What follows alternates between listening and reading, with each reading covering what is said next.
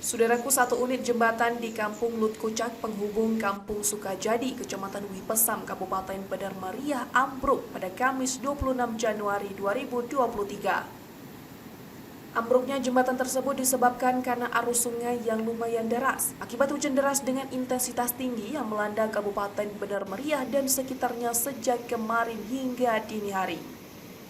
Dalam peristiwa tersebut dilaporkan tidak ada korban jiwa, namun satu unit jembatan tersebut rusak parah, arus lalu lintas lumpuh total.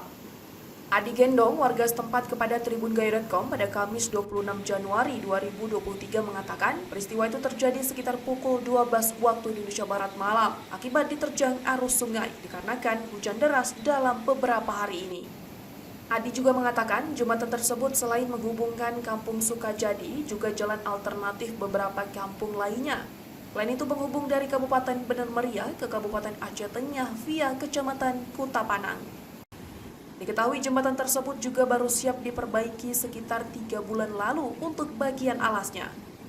Kemudian dirinya berharap kepada pemerintah, khususnya pemerintah daerah Kabupaten Bandar Meriah, untuk segera memperbaiki jembatan tersebut, dikarenakan akses itu juga merupakan akses jalan anak sekolah.